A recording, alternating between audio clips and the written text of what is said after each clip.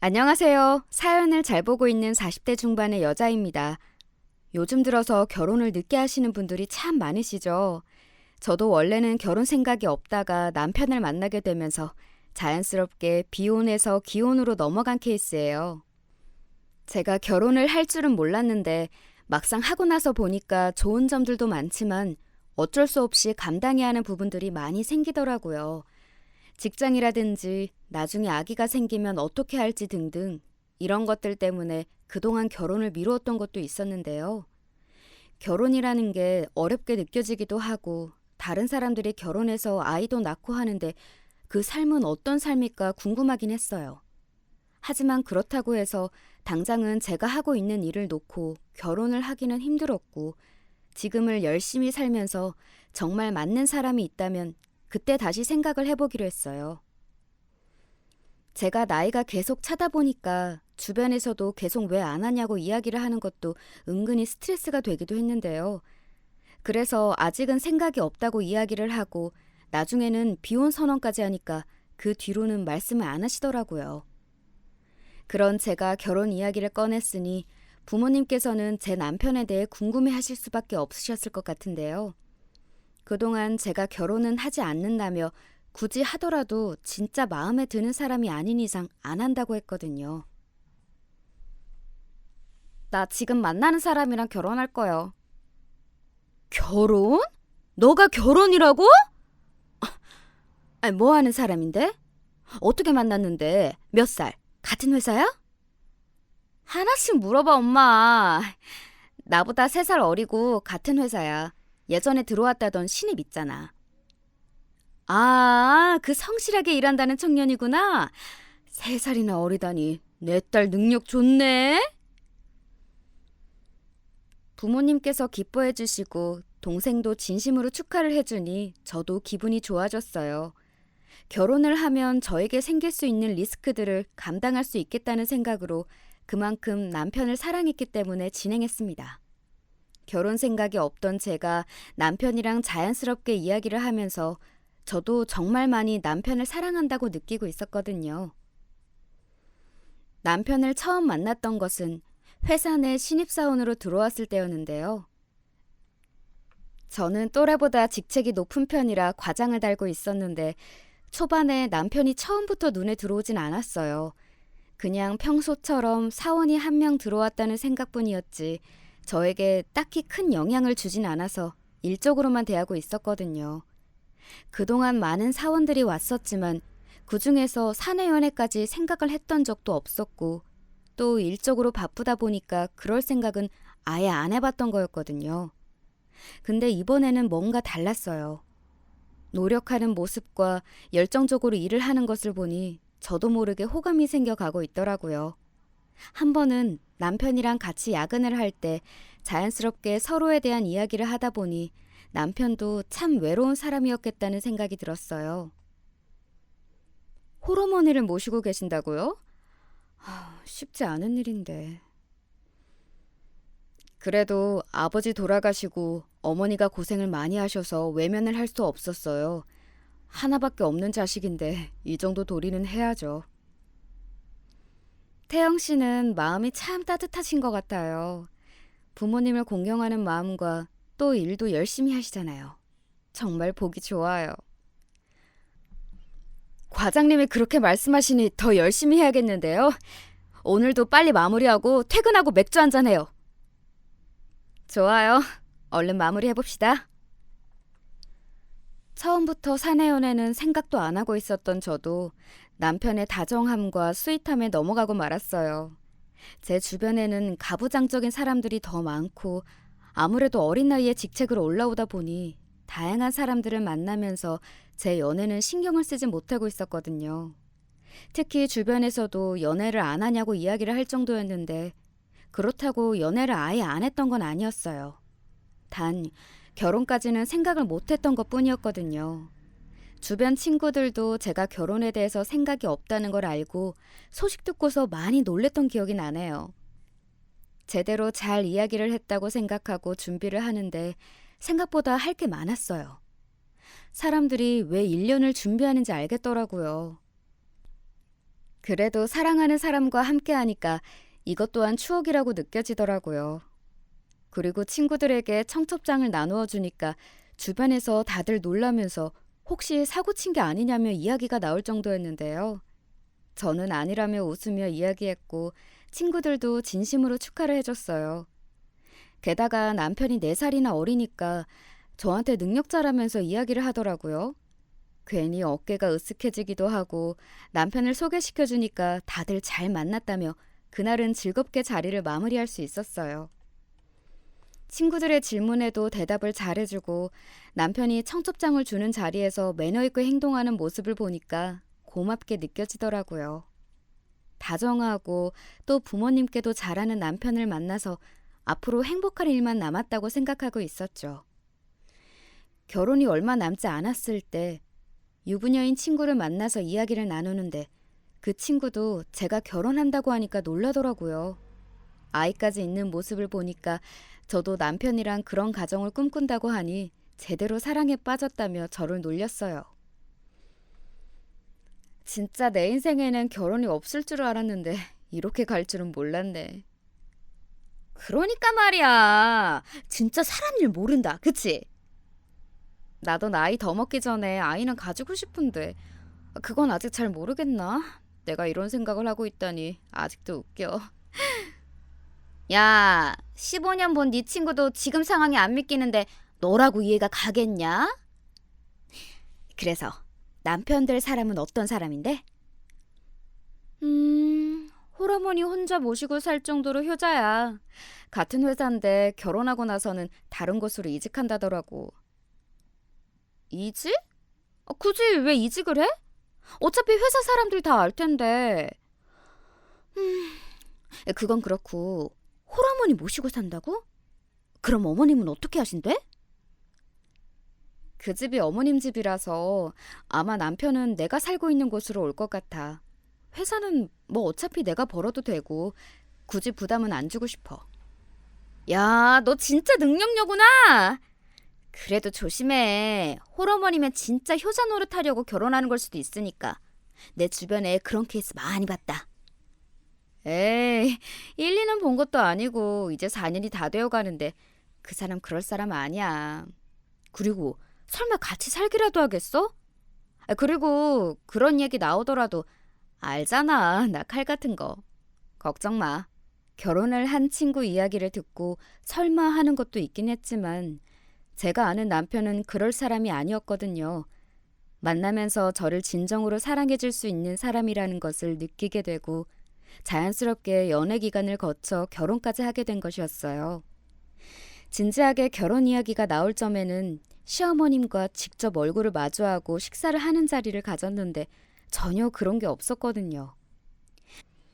상견례 이전에 부모님께 인사를 드리기로 했었기 때문에 남편도 저희 부모님과 먼저 인사를 나눈 뒤 시어머님께 찾아가서 식사 자리를 가졌을 때 분위기도 괜찮고 대화를 잘 이어나갈 수 있었어요. 아버님이 안 계시긴 했지만 어머님께서 저를 잘 대해주셨고 남편 또한 어머니를 잘 챙기는 모습을 봤을 때 보기가 좋았는데요. 어머님께서는 제 칭찬을 늘어놓으시며 참하다고 좋아하셨거든요. 저도 혼자 계시는 어머님이 밝은 성격을 가지고 계셔서 다행이라는 생각도 들었어요. 순차적으로 결혼을 계획하면서 자연스럽게 서로 지켜주었으면 하는 것들을 이야기하며 중간 역할을 잘 하겠다는 남편을 믿고 결혼을 하게 되었는데요. 사실 저는 이 부분도 중요하다고 생각을 했거든요. 중간 역할을 못한다면 제가 난감한 상황이 될 수 있기 때문에 이 부분은 제대로 잡아주었으면 했어요. 또 제가 예상치 못했던 질문이 하나 있었는데요. 아니, 안 했으면 했던 질문을 하더라고요. 설마 했는데 그 친구 말대로 합가에 대한 이야기가 나온 것이었어요. 준비는 이 정도면 된 것 같고 집은 내가 지금 사는 집에서 시작하면 되니까 큰 문제는 없겠다. 그래, 여보 집은 여러 번 봐왔지만 부부로 살아간다고 생각하니 또 다르네. 이번에 인테리어도 잘 되었고 더 넓어 보여. 맞아, 신혼집인 만큼 제대로 꾸미고 싶더라고.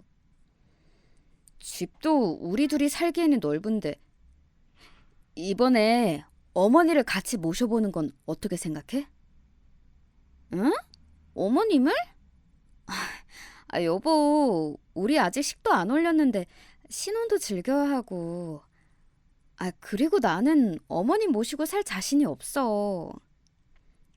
그래도 나는 갑자기 어머니랑 떨어져서 살려니 걱정이 좀 되어서 그랬나 봐. 여보 말도 맞지. 초반에는 말이 없었던 합가 이야기를 살짝 꺼내더니 제가 딱 잘라버리니까 그 뒤로는 더 이상 말을 안 하더라고요. 합가 얘기가 나오니 그 결혼했던 친구가 이야기했던 게 떠오르면서 불안했지만 그 정도로 어머니를 생각하는 사람이라고만 생각했어요. 안 된다고 했으니 그대로 알고 있을 줄 알았거든요. 그리고 결혼식을 잘 준비했고 남편이랑 별다른 문제 없이 여행까지 떠날 수 있었는데요. 신혼여행이라는 게 좋긴 하더라고요. 오랜만에 힐링도 하고 사진도 많이 찍고 사랑하는 사람이 옆에 있다는 게 이런 기분이구나 싶기도 했어요. 든든한 배우자가 있으니 앞으로의 인생도 더 기대가 되었죠. 하지만 여행에서 돌아오는 날에는 제 신경을 건드리는 남편 때문에 처음으로 결혼 생활에 대해서 걱정을 했던 것 같아요. 여행 다녀오니까 정말 좋다. 우리 매년 결혼기념일 맞춰서 오면 좋겠어. 다시 한국 가는 거 너무 아쉽다. 그치? 그러게. 나도 더 오래 있고 싶었는데 아쉽다. 여행을 혼자서만 다녔는데 둘이 오니까 더 좋은 것 같아. 저기, 사실 내가 이전부터 이야기하고 싶었던 게 있는데 나는 여보의 생각을 존중해. 알지? 뭐 때문에 그러는데? 내가 전에 말한 합가 말이야. 내가 신경을 계속 안 쓰려고 했는데 여행 와서도 계속 돌아가면 혼자 계실 어머니가 걱정이 되어서. 자기야, 그 얘기는 결혼 전에 끝난 거 아니었어? 아니, 나는 그냥 계속 같이 살다가 혼자 사시는 거 보니까 마음이 좀 안 좋아서. 합가라는 말을 다시 듣자마자 머리가 아찔해졌거든요. 근데 저 정도로 걱정을 했으면 결혼을 하지 않고 같이 계속 살아야 하는 거 아닌가요? 처음에 안 된다고 이야기를 하고 나서는 정말 생각도 안 하고 있던 부분이었기 때문에 당황스러운 건 어쩔 수 없었던 것 같아요. 다시 한번 거절의 의사를 표했고 남편의 사과로 일이 마무리가 되었어요. 하지만 그 뒤로는 행복할 줄 알았던 신혼생활을 대부분 시어머님과 보내게 되었습니다. 여행이 끝난 이후에도 은근히 집에 모시는 일이 늘어나면서 일주일에 3, 4일은 머물다 가시는 일이 많아졌어요. 사실 집이라는 공간이 편하게 쉬고 다시 재충전을 하는 공간인데 어머니가 있는 날에는 제가 가만히 있을 수만은 없으니 불편하게 느껴질 수밖에 없었거든요. 며느리신 분들은 다들 공감하시죠? 오늘 어머님 오신다고? 왜 말도 없이? 지금쯤 난장판일 텐데 주변에서 쉬고 오시라고 해. 내가 지금 가서 정리할 테니까. 아니야, 내가 정리해둘 테니까 여보는 신경 쓰지 마. 갑자기 반찬을 좀 하셨다고 오신다네. 부담 줄 생각 없다고 하시니까 편하게 일 보고 들어와요. 그래? 알겠어. 고마워, 여보. 찝찝한 마음은 있었지만 그래도 종종 좋은 마음으로 오신다고 생각이 들었는데 잘 준비를 해두겠다는 남편을 믿고 저는 일을 보고 들어가면 집은 그대로고 시어머님은 주방을 다 건드려 두셔서 제가 정리해둔 것을 다시 정리하는 일이 생겼어요. 돌아오는 잔소리는 덤이었고요. 집안 꼴이... 어머님 오셨어요? 아니, 정리를 해둔다고 했는데 이게 다... 집안을 보니 평소에 어떻게 사는지 알겠더구나. 아무리 바쁘다고 해도 냉장고도 텅텅 비어있고 이래서야 태영이가 제대로 밥은 먹고 살겠니? 걱정이 돼서 반찬 싸왔다. 어머님 매일 이런 건 아니고요. 밥도 챙겨 먹으라고 카드 줬고요. 너무 걱정 마세요. 또 시댁이랑은 거리도 멀어서 저희 집에 오시면 3일은 기본으로 계셔야 하거든요. 하루만 있다가 가시는 것도 아니었어요. 신혼기간 동안 거의 2주에 한 번씩 오시다 보니까 저도 모르게 나중에는 그게 오히려 부담처럼 느껴지더라고요. 그래서 남편에게 살짝 이야기를 했더니 노발대발을 하면 본인 어머니가 집에 오는 게 뭐가 문제냐면서 이야기를 하더라고요. 너무 자주 오시니까 문제인 거지. 내가 언제 오시지 말래?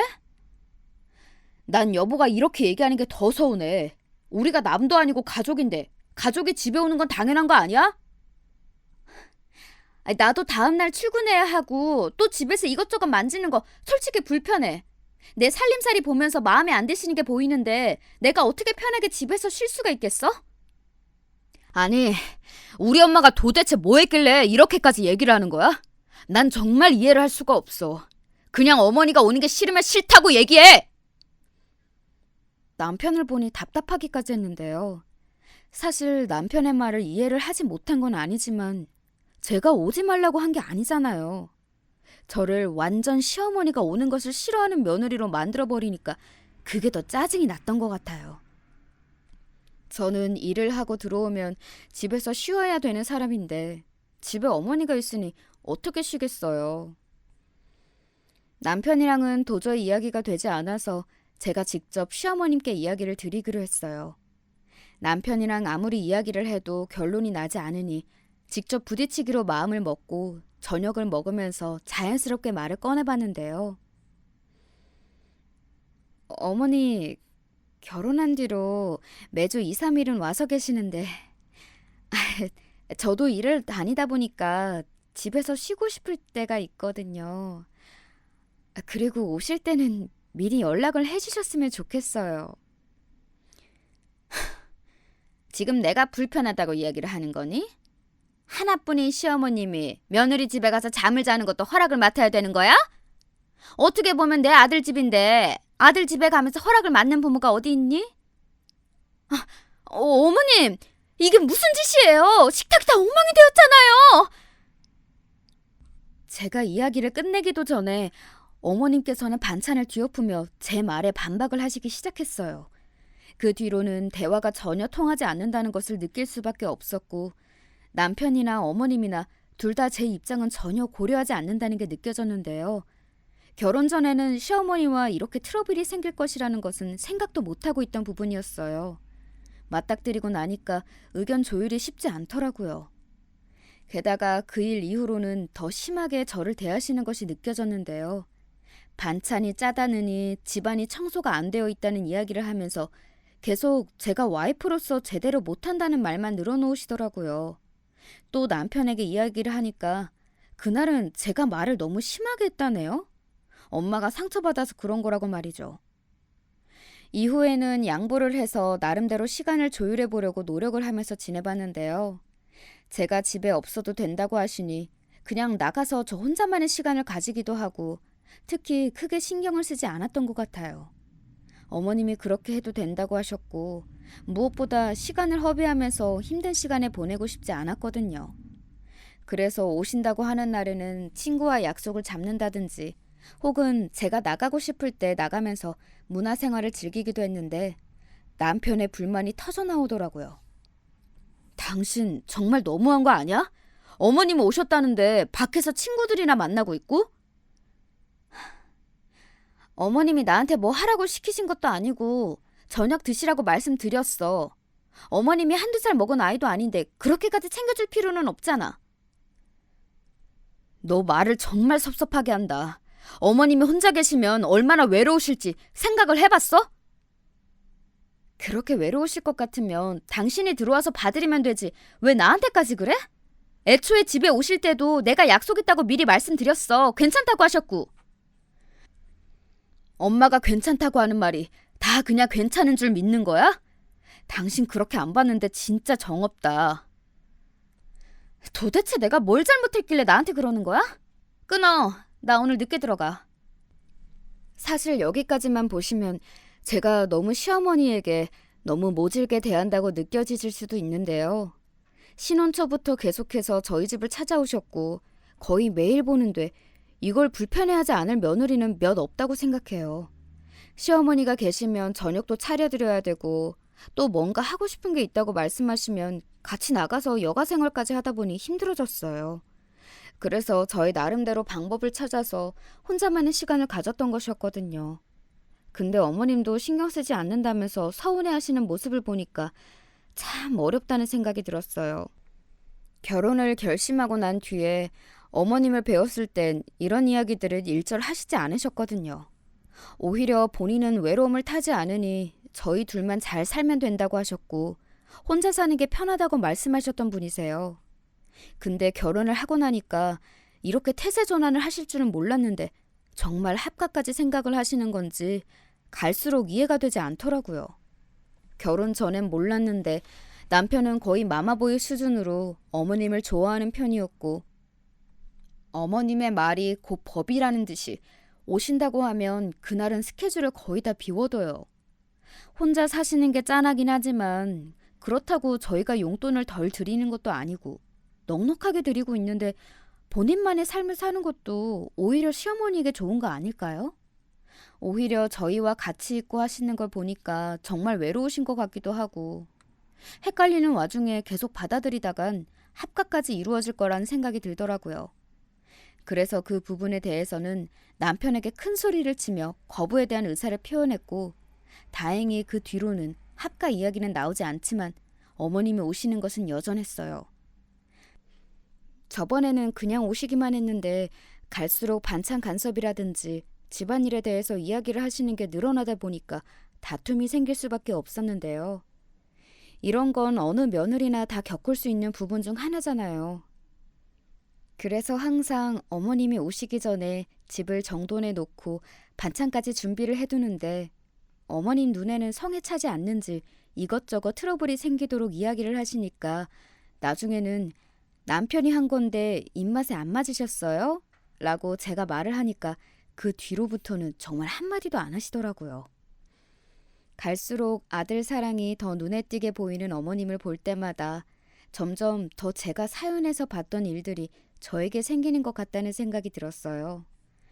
결혼하고 나서 보면 시어머니와 마마보이 남편 때문에 마음고생하시는 분들이 많잖아요. 그게 제가 될 줄은 몰랐는데 결혼을 하고 나서 보니까 본심이 다 드러나는 것 같았어요. 그래도 제가 선택한 사람인 만큼 남편이 제 편을 어느 정도 들어줄 줄 알았는데 그건 착각이더라고요. 그러다가 제대로 일이 터지게 되었던 건 바로 저희가 이사를 계획하면서였는데요. 가고 싶었던 아파트가 아무래도 자금이 좀 더 필요한 곳이다 보니까 어떻게 마련을 해야 할지에 대해서 고민을 하고 있었어요. 그때 남편이 어머니에게 이야기를 해본다면서 저한테 말을 하는데 시어머니가 자금을 보태주시는 대신 같이 살자는 말을 하더라고요. 결혼한 지 한 2년이나 지났는데도 아직도 합가에 대한 생각을 버리지 않았다는 것을 느낄 수 있었어요.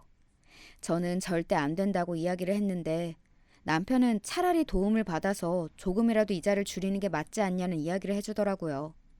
하지만 자금을 마련하기에 있어서 심하게 부족한 건 아니었고 부담이 되더라도 제가 벌이가 있으니 어느 정도 시간이 지나면 커버가 되는 수준이었거든요. 그래서 절대 도움을 받지 않는다고 이야기를 한 뒤에 저희가 원하는 집으로 이사를 준비하게 되었어요. 아니나 다를까 이사 전부터 어머님께서 저한테 전화를 하시더라고요. 그래, 이사 준비는 잘하고 있니? 얘기 들어보니까 조금 자금이 모자란다고 들었는데 혹시 도움이 필요하면 얘기해다오. 그 정도는 충분히 해줄 수 있단다. 어머님 노후도 생각하셔야죠. 필요하실 때 쓰시는 게 좋을 것 같아요. 지금 살고 있는 집, 전셋집 빼고 니네 집에 들어가서 돈을 모으면 되지 않겠니? 아니요, 어머님. 그렇게까지 하실 필요는 없고 저희가 잘 마련했으니 걱정하시지 않으셔도 될 것 같아요. 아니, 나 굳이 부담을 높여가면서 이사를 갈 필요는 없지. 이번 기회에 같이 사는 것도 괜찮지 않겠니? 내가 자주 너희 집에 갔으니 오히려 적응이 되었을 거 아니니. 어머니의 말에 할 말을 잃었어요. 돈을 마련해 준다는 것은 다 저희 집에서 같이 살기 위함이었고 또 저를 위하는 척 하시지만 한편으로는 아들이 밥을 잘 못 먹는 것 같다며 본인이 챙겨주고 싶다는 말씀까지 하시니까 솔직히 불편하더라고요. 시어머니의 아들 사랑이 이렇게 깊을 줄은 몰랐는데 직접 겪어보니까 생각보다 더 힘들었어요. 저는 그냥 참고 사는 것도 한계가 있는 것 같고 새로운 집으로 이사를 준비하면서도 합가에 대해서는 분명하게 아니라는 것을 알려드려야 할 것 같았어요. 흐지부지 넘어가게 된다면 분명히 전세금을 빼서 저희 집으로 오실 게 뻔했거든요. 신혼생활도 어머님이 계속 오시니까 힘들었는데 이제는 벗어나야 한다는 생각뿐이었어요. 게다가 거리도 더 멀어지니까 오시기 힘드실 것 같았거든요. 그래서 남편이랑도 이야기를 하고 절대로 안 된다고 몫을 박아두었는데 제가 출장을 갔을 때 결국 일이 터지고 말았어요. 일주일 정도 기간이 있다 보니까 꽤 길게 가는 출장이라서 혹시나 하는 마음에 제가 미리 홈캠을 설치해놨거든요. 근데 2, 3일쯤 지났을 때 어머님께서 짐을 가지고 오시는 게 보이는 거예요. 한눈에 봐도 일주일치 짐은 아니었고 대부분의 짐을 가져다 놓으신 것 같아서 난감했어요. 그리고 음성이 들리는 홈캠이라서 어떤 이야기를 하시는지 다 들을 수 있었는데요. 이 집 정말 너 명의로 구한 거 맞냐? 이렇게 늘러붙었다가 내쫓기면 어떡하니? 엄마 걱정하지 마. 걔는 나 없으면 안 돼. 그동안 엄마 오지 말라고 했는데 왔을 때 계속 챙겨주고 신경 썼잖아. 걔도 괜히 그러는 거야. 그리고 집은 뭐 어쨌든 내 지분도 조금은 있으니까 쉽게 내쫓지 못할 거야. 그럼 다행인데. 아무튼 집이 넓으니까 좋구나. 너희 집에서 생활하다 집에 가면 집이 어찌나 좁아 보이던지. 이곳에 오니까 살 것 같네. 결국 제가 그동안 참고 받아줘서 저를 호구로 본 남편이 어머니를 끌어들인 거더라고요. 이 사태를 지금 당장 터뜨리기보다는 돌아가는 날에 제대로 얘기를 해야겠다는 생각이었어요. 출장을 하는 내내 신경을 쓰여서 일도 잘 안 잡히고 결국 하루 전날 도착을 하게 되었는데요. 집 안으로 들어가 보니 어머님 짐도 많이 들어와 있었지만 생활용품들도 가지고 오신 것 같았어요. 그래서 이게 뭐냐며 이야기를 하니까 어머님께서는 밝은 얼굴로 이렇게 말씀을 하시더라고요. 아가, 드디어 마음을 정했다면서? 아들한테 들었다. 합가를 허락해줘서 고맙구나. 우리 한 집에서 잘 살아보자.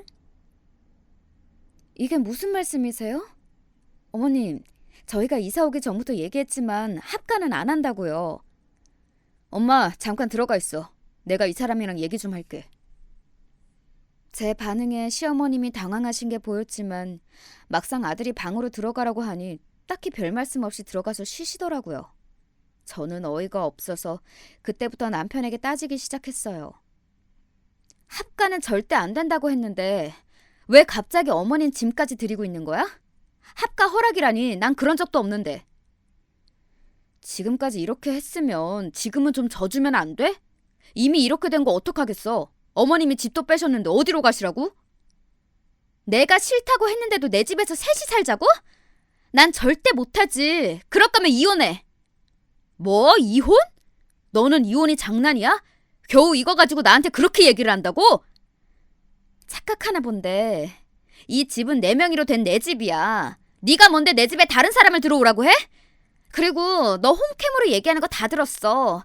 내가 다 받아주니까 그냥 호구 같지? 아무것도 없는 너 데리고 살아줬더니 사람을 호구 취급해? 홈캠? 그런 게 어디? 아니 그런 걸 왜 말도 안 하고 설치해? 결국에는 사건이 제대로 터져버렸고 저는 그대로 집에서 나와 남편에게 통보했어요. 이혼을 서류 보낼 테니까 짐 챙겨서 바로 나가라고요. 문자를 보내자마자 전화가 왔는데 하는 말이 아주 가관이었어요. 여보가 하는 말 진심 아닌 거 다 알아. 우리 그냥 셋이서 사이좋게 살면 되지 않아? 내가 무작정 어머님 모시고 온 건 잘못한 거 맞는데 갈수록 어머님이 야위시고 아프시는 걸 보니까 계속 마음이 안 좋아서 그랬어. 아무리 그래도 그렇지. 내가 싫다고 하는 부분에 있어서는 전혀 받아들이지 않고 있잖아. 나는 이렇게 못 살아. 어머님을 따로 방을 구해드리든지 아니면 너도 그냥 나가. 어차피 도움도 안 되면서 내가 너랑 결혼을 왜 했는지 모르겠다. 뭐에 쓰였는지. 됐고 연락하지 마. 난리를 칠 것이라는 예상과는 다르게 남편은 차분하게 저에게 사과를 하며 이야기를 했어요. 하지만 저는 전혀 받아줄 생각이 없었기 때문에 하루빨리 집에서 나가라고 이야기를 했죠. 하루가 지난 뒤에 다시 들어왔을 때는 어느 정도 정리가 되어 있을 거라는 생각과는 달리 어머님께서는 식사를 차리고 계셨어요. 이렇게만 보면 저만 나쁜 년이 되는 것 같아서 괜히 분하기도 하고, 제 집인데 이렇게까지 하고 싶지 않았지만 남편에게 제대로 몫을 박아두었어요. 딱 일주일 줄 테니까 일주일 안에 어머님과 너 둘 다 나가. 난 이번에 제대로 이혼을 결심했으니까. 도대체 이해를 할 수가 없네. 어머니가 뭘 잘못했길래 그렇게까지 같이 살기 싫어하는 거야? 그래. 그럼 너도 우리 부모님이랑 같이 살자 그러면 같이 살 수 있어? 장모님과 장인어른은 두 분이 함께 계시고, 또 처가댁이랑은 다르잖아. 우리 엄마 좀 불쌍하게 봐주면 안 돼? 그런 막말이 어디 있어. 우리 부모님도 갈수록 나이 드시고 안쓰럽고 힘들어 하시는데 그럼 같이 모시는 게 맞지, 네 논리로라면. 엄마 집 못 구해. 구할 돈도 없고. 이사하시면서 받았던 전세금은 어디다 쓰시고. 그게 사실 내가 주식하면서 다 날려버렸어. 알고 보니 남편은 그동안 어머님의 전세금으로 주식을 하다가 날려먹은 상태였고, 돈이 없으니 집을 구할 수 없어서 결국 저희 집으로 모신 것이었어요. 하지만 그렇다고 제가 봐줄 만한 이유는 없잖아요. 일주일 뒤에 나가지 않으면 주거침입으로 신고하겠다고 이야기하니 놀라서 싹싹 빌더라고요. 어머님은 알고 계시냐고 물어보니까 얼마 전에 이야기를 했다고 하니 셋이서 삼자 대면을 시작했는데요. 어머님께서는 제가 알고 있다는 사실에 뒤에는 고개를 떨치시며 이야기를 하셨어요. 아들이 그런 거라 내가 뭐라 할 말이 없구나. 너에게 사실대로 얘기하지 않고 들어온 건 내 잘못이야.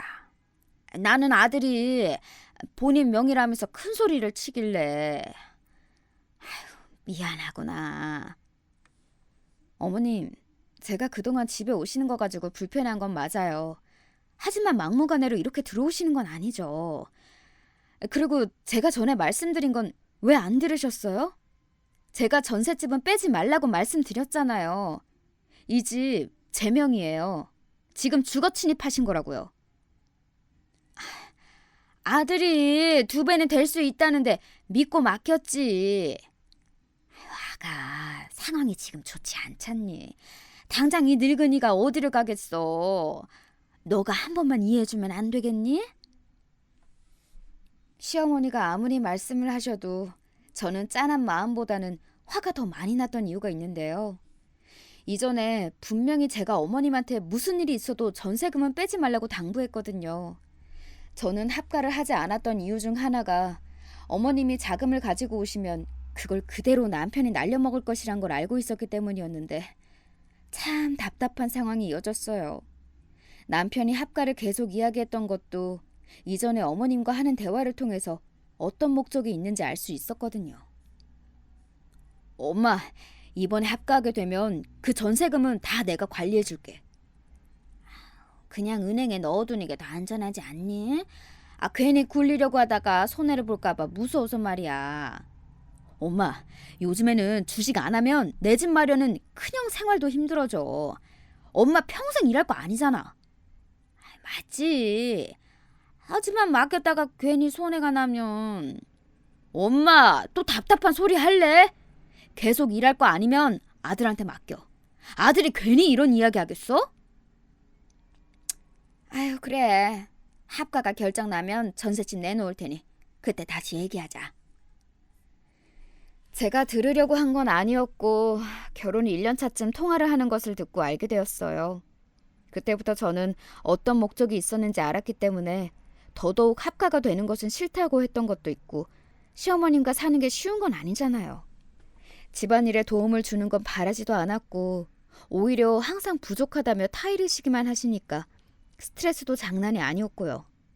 게다가 그 돈을 남편이 가져다가 쓸 것을 아는 상황에서 상황이 나빠지게 둘 수 없어서 어머님께 남편 몰래 말씀을 드렸거든요. 안 그래도 자주 오시는데 합가까지 해버리면 그때는 답도 없을 것 같아서 생각해서 말씀을 드렸던 것이었어요. 어머님, 얼마 전에 태영이랑 통화하셨죠? 돈 빼지 마세요. 주식 같은 거 이제 안 한다고 했는데 아직까지도 하고 있나 봐요. 아니, 너가 그걸 어떻게 알았니?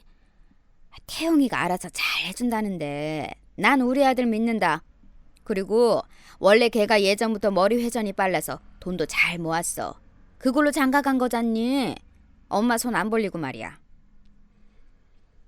제가 그동안 말씀은 안 드렸지만 그이 결혼 전에 모아둔 돈도 주식으로 다 날린 걸로 알고 있어요.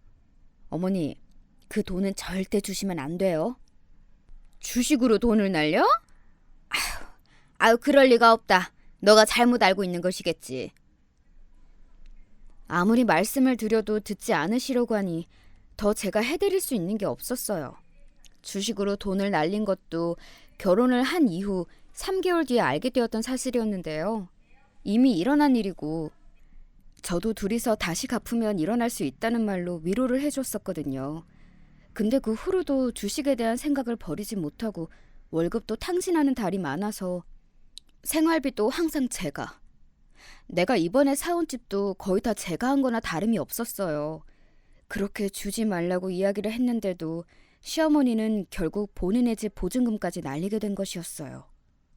저는 제 인생을 주식 중독자인 남편과 저희 집에 빌붙으려는 시어머님을 모시고 살 생각이 전혀 없었어요. 처음에는 흔들렸던 건 사실이지만 앞으로 미래를 생각해보면 지금 갈라서는 게 답이라는 생각이 들었거든요. 주식으로 남편이 돈을 날렸다고 처음 고백했을 때도 봐주었고 이번에는 아니길 바랬는데 어머니까지 남편 손에 돈을 쥐어주시다 보니까 앞으로 재발을 안 할 가능성이 전혀 없어 보였어요. 더 이상 호구처럼 살지 않기 위해서 이 문제를 어떻게 해결해야 할지 머리를 싸매고 고민을 하다가 일단은 갈라서는 것이 우선이었어요. 또 어떻게 보면 어머님의 노후까지 제가 신경을 써야 하는 상황이 되어버린 것인데 사실 그게 저에게는 큰 부담이었거든요. 제가 아무리 또래보다 능력이 된다고 해도 뒤치다꺼리를 하면서 살 생각은 없었어요. 특히 저희 엄마 아빠도 그렇게 살길 바라시진 않으셨을 것이고요. 저번에는 이해를 하려는 마음도 있었지만 시간이 갈수록 저에 대한 생각보다는 서로 어떻게 하면 제 돈으로 편하게 살 수 있을까를 궁리하는 모습을 보니까 더 도와주고 싶지 않았던 마음이 들었던 건 사실이에요. 누구나 그러지 않을까요? 저도 힘들게 돈을 버는 입장에서 아깝다는 생각이 들더라고요. 예전에는 제가 도움을 드릴 수 있는 부분이 있다면 해드리는 것이 맞다는 생각을 했지만 지금은 상황이 다르잖아요. 단, 전세금까지 날린 마당에 어머님을 이렇게 내쫓는 게 맞을까라는 생각이 들었을 때는 남편이 자금을 마련해오겠다는 이야기를 듣고 돈이 준비되었을 때 나가기로 합의를 봤어요. 여기까지만 봐도 여러분들이 답답하다고 느끼실 수 있을 것 같은데요. 아무래도 어머님이 나이가 있으신 것도 있고 그동안 봐왔던 정이 있으니 저도 저번에 매몰차게 이야기를 하긴 했지만 쉽게 나가라고 하기가 힘들었어요. 어찌 되었든 남편 때문에 길거리에 나앉게 생긴 어머님을 생각하면 어쩔 수 없이 어느 정도 일어설 수 있는 기간을 드리는 게 맞다는 생각이 들었어요. 이미 남편과의 사이는 멀어질 대로 멀어진 터라 이혼에 대한 생각이 변함없어서 일과 집만 왔다 갔다 하면서 생활을 했는데요. 그러다가 이런 사실을 저희 부모님에게도 이야기를 하기로 했어요. 저희 부모님께서는 처음에 놀라시긴 했지만 저희 선택을 존중해 주셨는데요. 워낙에 쿨하신 분이라서 사실 크게 걱정을 하진 않았는데 사부인이 그럴 줄 몰랐다면서 실망을 하신 눈치더라고요. 그리고 부모님과 이야기를 하던 와중에 알게 된 사실이 하나 있었는데 그건 바로 남편이 저희 부모님을 통해서 집을 구한다고 돈을 빌렸다는 거예요. 그게 무슨 소린가 했더니 저희 집이 경매로 넘어가게 되어서 새로 집을 구해야 된다면서 돈을 이야기했다고 하네요. 처음 듣는 소리에 너무 당황스럽기도 했고 당장 어떻게 된 일인지 바로 알아봐야겠더라고요. 저희 집은 제 명의로 되어 있고 경매가 될 일이 전혀 없는데 왜 그런 소리를 했을까 싶기도 하고 그리고 빌린 돈이 한두 푼이 아니라서 일단은 부모님께 죄송하다고 말씀을 드린 뒤에 남편이랑 이야기를 해봤어요. 어머님 돈 날린 것도 모자라서 우리 부모님한테도 돈을 받아? 집에 경매로 넘어갔다는 건 무슨 소리야? 어머님, 아버님이 그걸 말씀하셨어? 그렇게 비밀이라고 말했는데. 급하게 필요해서 좀 빌렸다 왜? 남자가 말이야. 통장에 어느 정도 돈이 있어야지 당당하게 살 수 있는 거야. 어떻게 어머님 돈도 모자라서 장인 장모 돈까지 네 것처럼 쓰려고 해? 빌린 게 아니라 투자라니까. 투자 나중에 더 배로 돌아온다고. 그때만 되면 넌 아주 땅을 치고 후회하게 될걸? 좋은 말할 때 빌린 돈 바로 갚고 집도 빨리 구해서 나가. 난 예정대로 새로운 임대인 구할 거니까 그렇게 알고. 나도 이 집에 지분이 있는데 왜 나가? 나도 내 지분 많고 돌려받고 나갈 거야. 네 지분이라면 결혼할 때 500만 원 들고 온 거 이야기하는 거야? 500만 원 그거 그냥 줄게 내가. 그럼 이 집에서 당장 나가. 500만 원? 그동안 내가 너랑 결혼 생활하면서 이 집 살려고 보탠 게 얼마나 많은 줄 알아? 미안하지만 너의 지분 10%도 되지 않아. 너가 뭐라도 했는 줄 아나 본데 그동안 내가 열심히 모은 돈 내가 모아서 산 집이야. 넌 그동안 주식하느라 돈 날리고 일도 제대로 안 나가서 월급이라도 제대로 타온 적도 없잖아? 결혼 초반 때부터 남편의 벌이가 저보다는 적은 편이기도 하고 이직을 하면서 일이 맞지 않는다며 회사도 여러 번 옮겼거든요.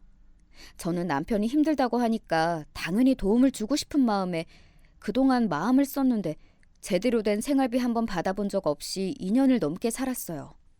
오히려 잘 안 된다고 했을 때 위로를 하며 도와줬죠. 그때도 남편을 믿고 이직을 하는 게 어려울 것이라고 생각했기 때문에 봐주었던 것인데 그동안 카드 내역을 보니까 혼자 잘 먹고 놀고 다녔더라고요. 제가 벌어오는 돈으로 그동안 호화롭게 살면서 어머님과 둘이 그 돈을 썼다고 생각하니 머리가 더 아팠던 것 같아요. 골프부터 시작해서 어머님 피부샵까지 왜 그렇게 돈이 많이 나가는지 알겠더군요. 남편이 이직이 되지 않았을 때 제가 걱정 말라고 이야기를 하며 든든하게 지원해주고 싶은 마음이었는데 결국 그게 다 남편과 시어머님 배부르게 하는 일이었다는 것을 알게 되었어요. 저는 집에서 나와 따로 보유하고 있는 오피스텔에 생활을 하면서 이혼을 준비했는데요.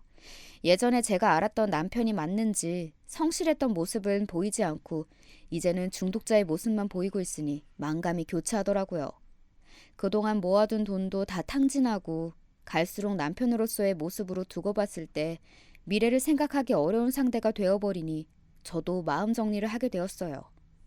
그동안 저도 나름대로 남편이랑 맞춰 살아가려고 노력을 해왔는데 해주면 해줄수록 고마움은 모르고 나중에는 해주는 게 당연하다는 듯이 표현하는 것도 마음에 들지 않았어요. 특히 어머님께서도 금전적인 관리를 잘 하지 못하셨고 저희가 드렸던 용돈도 그냥 다 쓰신 것 같더라고요. 모아둔 돈 없이 남편 하나만 믿고 덜컥 전세금을 맡겨서 이제는 집도 없는 처지가 되신 것이니 한편으론 짠하지만 결국 자업자득이 아닐까 싶어요. 그렇게 남편만 믿으시더니 결국에는 믿는 도끼에 발등이 찍히신 거죠. 누군가에게는 불쌍한 모습으로 보여질 수 있지만 저 같은 경우에는 한심하다는 생각밖에 들지 않았던 것 같아요. 계속 봐주다간 제 집이 그대로 넘어갈 것 같다는 생각에 저는 나오자마자 새로운 임대인을 찾아보기 시작했는데요. 안타까워도 제가 지켜야 할 것은 지키려고 부동산에 집을 바로 내놓았어요.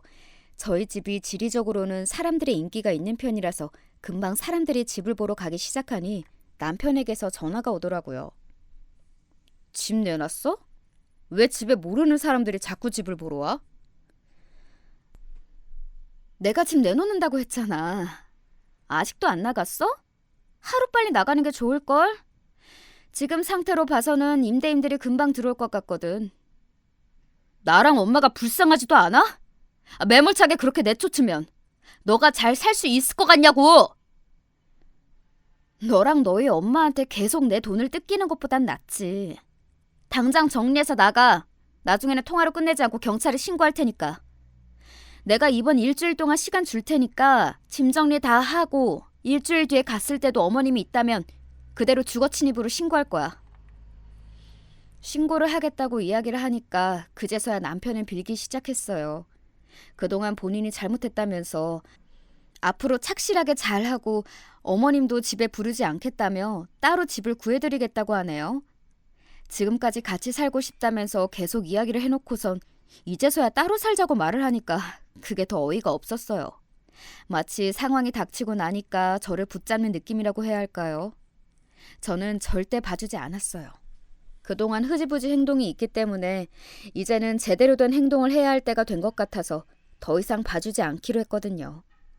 계속 끌려다니다만 저만 힘들어질 것 같고 남편이 계속 우기니까 이 결혼 생활에 있어서 되게 불편한 점이 너무 많아지더라고요. 물론 한편으로는 아버님이 안 계시니까 모시고 살고 싶어서 그랬을 수도 있겠다 싶었지만 제가 알게 된 충격적인 사실은 하나가 더 있었어요. 사실 남편은 그동안 저에게 홀어머니를 모시고 있다고 했는데 알고 보니 그게 아니더라고요. 따로 살고 있었고 어머님과는 자주 왕래도 하지 않고 지내는 사이였어요. 즉, 결혼을 하면서 자연스럽게 효자 노릇을 하고 싶어서 지금까지 합가를 졸라왔던 것인데요. 알고 나니까 더 어이가 없었어요. 이런 사실을 직장 동료와 이야기를 하고 있었는데 저한테 합가로 인한 스트레스를 그 누구에게도 이야기를 하지 않다가 저랑 연차가 비슷하신 분께 물어봤거든요. 얘기를 해주니까 직장 동료가 화들짝 놀라면서 말해주더라고요. 일단 집을 내놓고 있긴 한데 왜 굳이 합가를 해야 한다고 그렇게까지 했을까요? 아무래도 와이프가 어머님께 헌신하길 바랬던 건 아닐까요? 제 생각에는 그동안 못했던 효자 노릇을 해보려고 하는 것밖에 안 보이는데요. 게다가 그동안 혼자 사시던 분이 굳이 그렇게까지 하시는 게 더 이해가 안 가요. 네? 제가 듣기로는 예전부터 홀어머니와 사셨던 걸로 알고 있는데요. 아니에요. 그리고 제가 알기로는 아버님이 돌아가신 게 아니라 도박 중독으로 이혼하셨다고 들었는데 그냥 없는 가족으로 칭한대요. 심지어 혼자 살았던 것도 아니고 멀쩡히 계시는 아버님까지 돌아가셨다고 하는 게 말이 안 되었어요. 결혼하고 나서 어떻게 몰랐냐고 하실 수 있는데요. 제가 직접 납골당에 가서 인사라도 드려야 하지 않겠냐고 했을 때 남편은 아버지와 사이가 좋지 않았고 없는 사람처럼 생각하던 사람이라서 위치도 잘 모른다더라고요. 그때 알아챘어야 했는데 사실 알고 보니까 더 배신감이 느껴지기도 했고 게다가 주식으로 인해 계속 망해가는 모습을 보니까 저조차도 이 사람이 어디까지가 진짜인지에 대해서 생각을 해보게 되었던 것 같아요. 왜 우리 집을 그렇게 탐내고 있었을까부터 시작해서 이해가 안 되는 부분이 많아지더라고요. 그리고 이대로 봐주는 건 호구짓을 계속 하는 것과 다름이 없는 것 같아서 짐 정리해주시는 분들을 불러서 바로 정리를 해버렸어요. 요즘에는 당일로도 해주는 곳이 많아서 금방 처리가 되더라고요. 짐을 밖에 둘 수 없어서 따로 보관을 해주는 업체에 맡겼는데요. 얼마 지나지 않아서 전화가 왔어요. 너 무슨 짓을 한 거야? 내 짐 다 어딨어? 어머님 것도 있는데 짐을 다 빼버리면 어떡해? 그러게 조심 좀 하지 그랬어. 멀쩡히 살아계신 아버님도 속여 홀어머니 모셨다는 것도 속이고 그렇게 내가 호구 같아 보였니? 아, 아니 그건 내가 다 사정이 있어서 그래. 아버지가 돈도 많이 날리셨고 사이가 정말 안 좋았어. 이건 사실이야. 믿어줘. 됐고 너랑 네 엄마 짐은 땡땡 보관 창고에 맡겨두었으니까 거기서 찾아가. 강력하게 나가며 다시 들어오면 그땐 제대로 콩밥 먹이겠다고 하니 몇 날 며칠 동안 어머님과 번갈아가며 사과 문자를 보내네요. 저는 좋은 값에 집을 팔아서 요즘 여유로운 생활을 하고 있는데요. 이혼하고 나서 힘든 시간이 있을 줄 알았는데 그동안 당한 게 많다 보니까 오히려 홀가분한 것 같아요. 예전보다는 아니지만 요즘에도 합가를 원하는 부모님들이 있다고 들었어요. 사람이 평생 다른 삶을 살다가 남편과 합치는 것도 힘든데 시부모님까지 모시고 사는 게 사실 정말 쉽지 않은 일이에요. 지금 그렇게 사시는 분들이 있다면 정말 존경하고 싶어요. 저희는 아이가 없다 보니 조정 기간도 짧게 끝났고 서류 정리가 생각보다 빠르게 된 편이라서 허탈하기도 했는데요. 그리고 집은 남편이 영향을 미친 부분이 없다 보니까 따로 자산을 나눌 부분이 많이 없었어요. 다행이라는 생각이 들었고 이후에 남편 소식을 들었는데 다니고 있던 이직한 회사도 그만두고 요즘에는 여기저기 돈을 빌려서 평판이 더 안 좋더라고요. 저희가 사내 연애로 결혼을 하다 보니까 모르는 사람이 없었는데 이직 후에도 돈 문제로 골치를 쓰고 있는 것 같아 통쾌하기도 하지만 한편으론 사람이 저렇게 달라질 수 있구나를 느끼게 되는 것 같아요. 남편을 믿었던 어머님은 결국 전세금을 날리시고 제가 알기로는 남편이 작은 원룸을 얻어들인 것으로 알고 있는데요. 본인의 인생이 있어서 모아둔 돈이 그것이 전부셨을 뿐이신데 참 한편으로는 자식이 부모를 망하게 할 수 있구나를 느끼게 되는 것 같아요. 아직도 종종 남편에게서는 연락이 오긴 하는데요.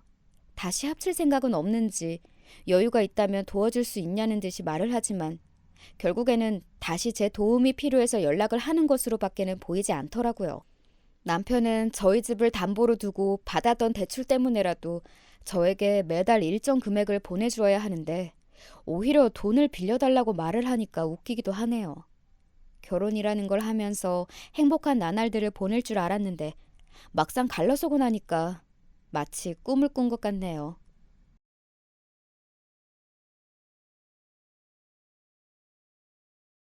저는 서울에서 직장 생활을 하고 있는 30대 여자입니다.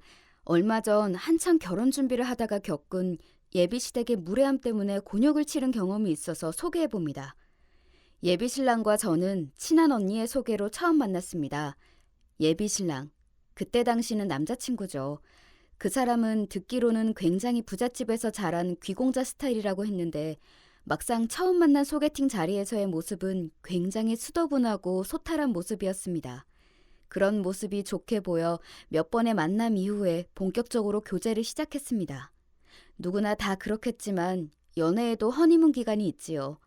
짧으면 한 달에서 길면 세 달까지. 상대방에 대한 콩깍지가 아직 벗겨지지 않아 황홀한 꿈과 환상 속에서 만나는 그 연애 허니문 기간이요. 그 기간 동안은 정말 행복한 일이 그치지 않았습니다. 남자친구가 여유 있는 집안에서 자란 탓인지 자잘한 돈에 크게 연연하지 않고 하나라도 저에게 더 좋은 것을 해주려고 했고 저도 그것이 고마워서 그 사람에게 이것저것 지긋정성으로 챙겼죠. 그렇게 달콤했던 연애의 허니문 기간이 끝나고 슬슬 서로의 현실적인 모습이 하나둘 보이기 시작할 무렵이었습니다. 사귄 지 5개월쯤 되었을 때 제 생일이 다가왔는데요. 남자친구는 그날 엄청나게 큰 장미꽃 한 바구니, 아니 바구니라고 하기에는 너무나 큰 집채만한 장미꽃 더미를 회사에 있는 제자리에 선물로 보냈어요. 한 번도 그런 깜짝 선물은 받아본 적이 없어서 처음에는 매우 좋았고 같은 팀 사람들의 부러움과 관심을 한몸에 받자 그 순간만큼은 제가 영화 속 주인공이 된 것 같았어요. 하지만 그 달콤했던 주목도 잠시였고 오히려 상당히 부담스러운 상황을 마주하게 되었습니다. 제가 생일 선물로 거대한 꽃다발을 받았다는 소문이 삽시간에 사내에 퍼지게 되었는데 그 내용이 조금 이상했어요. 자기들 그 소문 들었어? 김지훈 대리 재벌 3세랑 사귄다며? 이번에 온 생일 꽃다발 봤어? 전부 생화에다가 크기는 또 얼마나 큰지 거의 만송이는 되겠더라. 저 정도면 돈 100만 원을 그냥 훌쩍 넘기는 거 아니야? 김대리 아주 부잣집 도련님 하나 제대로 물었네. 아주 신데렐라가 따로 없어. 그날 이후로 사내에서 저는 백마탄 재벌 3세 왕자님과 연애하는 신데렐라 공주님으로 소문이 나게 되었어요. 그리고 그 소문은 점점 더 저의 직장 생활을 불편하게 만들었죠. 제 일처리가 조금만 마음에 안 들어도 팀장님은 그래, 뭐 백마탄 왕자님 만나서 이제 결혼하면 직장도 그만둘 텐데 이 정도 일은 우습다 이거지? 이런 식으로 비꼬는가 하면 동기들도 모였다 하면 김대리, 김대리 이번 기념일 때는 김대리네 왕자님이 뭐 해준대? 이왕에 받는 거 차 한 대 뽑아달라 그래. 김대리 매일 대중교통으로 출퇴근하는 거 힘들어 했잖아. 이런 식으로 비아냥인지 진심인지 모를 얘기들을 주고받곤 했습니다. 한술 더 떠서 제 남자친구가 이미 한 번 결혼을 하고 이혼을 한 돌싱인데 재벌가와의 정략 결혼에 지쳐서 평범한 저를 만나는 거라는 출처를 알 수 없는 괴소문이 퍼지는가 하면 어렸을 적부터 가난했던 제가 팔자 고치려고 의도적으로 남자친구에게 접근을 했다는 말도 안 되는 얘기들도 생겨났습니다. 저는 사실 이 마지막 소문이 가장 가슴이 아프고 상처가 되었습니다. 그도 그럴 것이 저희 어린 시절은 정말 찢어지게 가난했거든요. 잠시 제 어릴 적 이야기를 해볼까요? 제가 어릴 적 아버지의 사업이 망해서 집안이 말 그대로 풍비박산이 났어요. 그때 제가 중학생이었는데 장녀였던 저는 하루가 멀다 하고 찾아와서 행패를 부리는 빚쟁이들로부터 동생들을 지켜내느라 하루하루가 스트레스였습니다. 아빠는 빚쟁이들을 피해 저희조차 연락이 닿지 않는 곳으로 피신을 간 상태였고 엄마 역시 대신 변통할 돈을 마련하러 다니느라 하루 종일 집에 안 계셨거든요.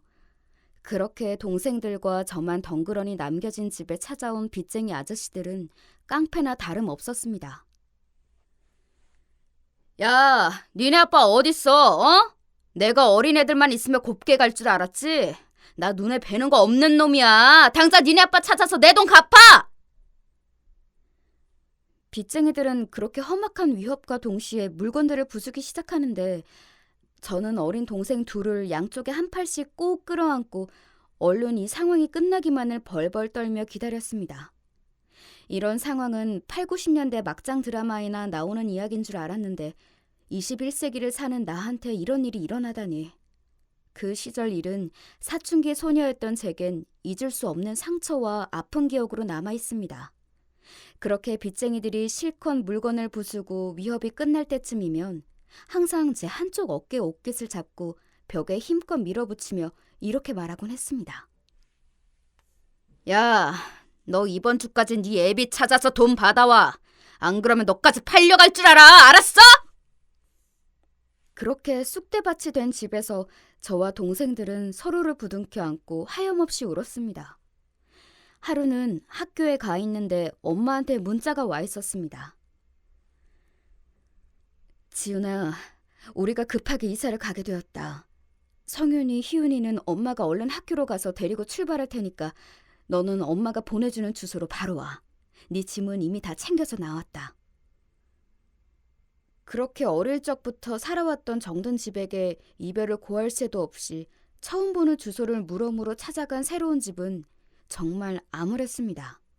학교에서 1시간도 넘는 동네인데다가 높은 언덕 계단을 한참을 허헉거리고 올라가면 겨우 나오는 주인 집 밑에 조그맣게 붙어있는 반지하 단칸방이었으니까요.